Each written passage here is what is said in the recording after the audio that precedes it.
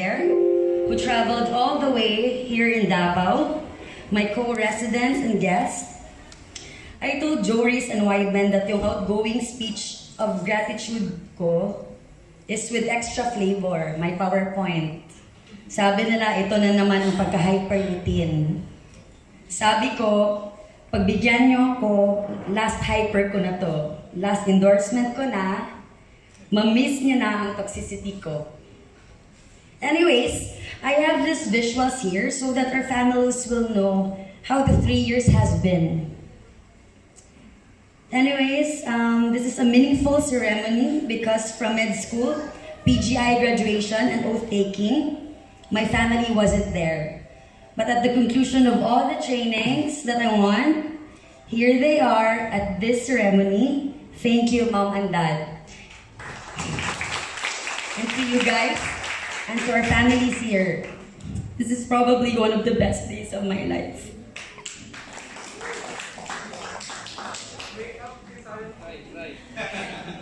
I want everyone to know that the past years in SPMC has been the biggest turning point in my life.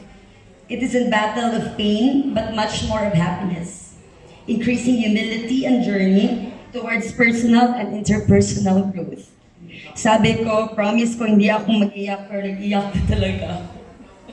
Naubos na ang luha ko for the past days, going to parties, thanking my mentors, hugging the OR staff, the ward nurses, people who made our lives easier, and making training less toxic and more enjoyable. But this speech goes out to all the juniors out there na magiging successor ng batch namin. This talk is in behalf of the outgoing seniors. As I make this speech, please remember, juniors, the 5 wisdom I will give to you. First is that you are exactly where God wants you to be. For whatever reasons, why God put you in this training, why God put you in Davao, why you are in this certain batch, why you went through certain pain. For whatever reason you are here, because you are here to grow, and God will use you in any way possible for His glory. Mine, I went here because of Carlo. I was supposed to apply in Chongwa, but then this guy proposed before a jump ship. Maro kaayo. If not because of that proposal, I will not meet such wonderful people as you are. People in Davao whom I've learned to love, whom I've learned to call my family. So thank you, Kaloy, na nag-propose ka. Second wisdom that I will give to my juniors is that seek for significance, not success. I'll be honest at this point in time. I grew up in an education that's exposed to private training. Friends that are konyo, lavish, and I'm surrounded by well-off families.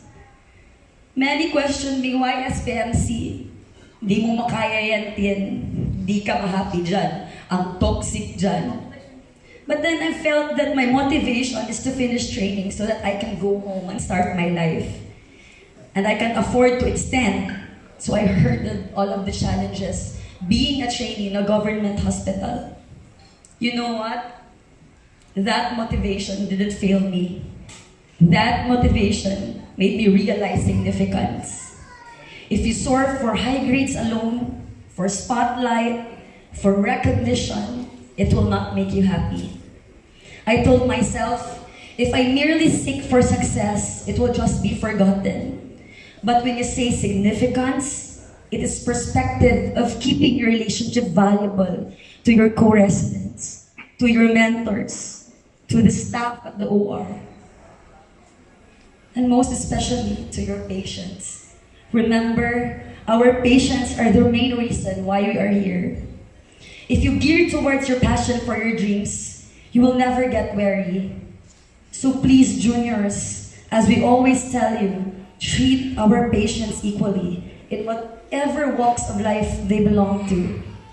Masusurprise ka na lang kasi sa mall, kalit lang may mag-hug sa'yo. Sa office, may mga gifts na manok, itlog, isda, durian. That's significance. If not because of you, this patient whom we performed radical nephrectomy with a giant renal mass couldn't attend the 50th birthday of his dad. If not because of you, this little kid with pseudo aneurysm couldn't get to grade 7 next year. If not because of you, this mom who went through different sessions of brachytherapy couldn't spend more anniversaries with her husband. If not because of you, this person with multiple atherosclerosis couldn't get a new heart without a bypass to witness his last child to graduate on stage. To that patient who is the only son with an anterior neck lymphoma, now he will have a better life because he has a diagnosis and can go on with his treatment plan. These were few of our stories. And I want you to know that you are significant one way or another, even as a resident to the lives of our less fortunate patient. You get burnt out, not because you do too much. It's because you have little love with what you do. Sinasabi nila ang hyperactive talaga ni Tin. Hindi nauubusan ng energy. Tin, ilan ba ang compartments ng brain mo? Tin, bakit mo nagagawa ito lahat? Sabi ko, it's all because I get my strength from my God. If you love what you do, not striving for prestige or spotlight, believe me, juniors, you will never get exhausted. Next is, you need pain to be happy. Pain is a blessing. My everyday mantra in residency, this too shall pass. After a long day previous, this too shall pass. Until naubos na pala, third year na pala ako. All the hurtful words, battling with sadness and depression, after having that morbidity and mortality, kinain ka ng department, kinain ka ng ibang department, hustling between RITEs, reports, assignments ni Doc Beltran, ang rivalida ni Doc Cuenco, ang Doc Palabiab, perpetual duty ng heart center, all the sleepless nights as residents. Believe me, all of this will be worth it at the end. We are not here to be comfortable, guys. We are here to have meaning through hardship. God allows pains to experience happiness. Residency is a painful yet enjoyable journey. Nung nag-exit interview kami ng batch ko last 2 weeks ago, ang first question ng HR personnel, Dr. Chua, what did SPMC Anesthesia Department do for you for the past 3 years of training? Kasi we need feedback. So, si Tin, dramatista, of course, na teary-eyed ako. Sinabi ko, aside from the quality, pang Miss Universe pa rin, aside from the quality training and excellence of our consultant staff, SPMC taught me so much about life. And that's true for all of us. Next is faith can move mountains. This is our Tagisan pictures. 2016, we won championship with a tiebreaker in Iloilo. 2017, to everyone's surprise, the former champion got defeated and eliminated. But then, 2018, we got up, we won the championship with a sweep. Top 1 from round 1 to 4, di kami makapaniwala. But this story, guys, tells us that even with the things that are beyond possible to control, if you have faith in God, God will see you through. It is not the number of times you fell, but the number of times you stood up. Sir Eugene, mamiss ko ang prayers natin every Christmas. Doc Cuenco and Doc Eugene.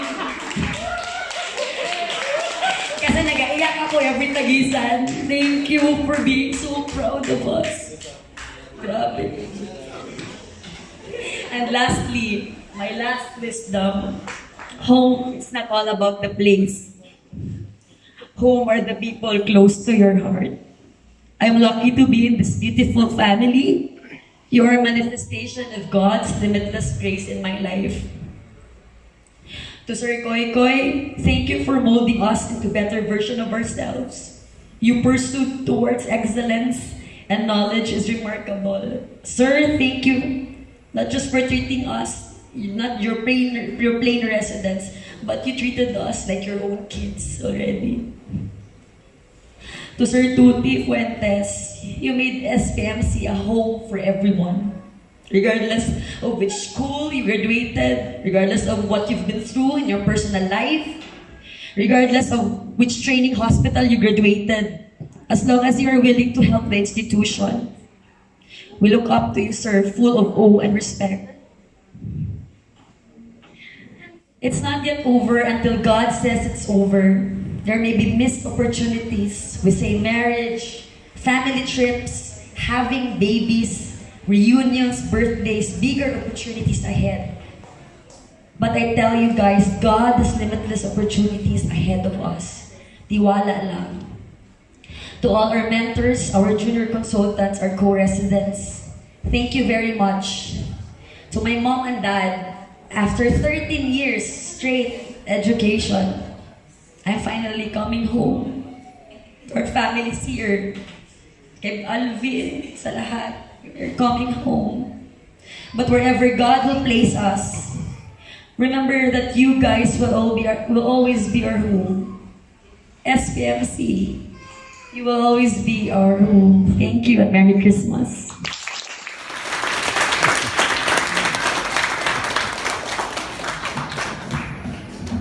May masasabi pa ba ako doon? Actually, yes. Because 90% of the script, she actually made it. Yeah. That is how hyperactive she is. Alright. Actually, mas gumaan yung gawain ko ngayong gabi to be the MC because of Dr.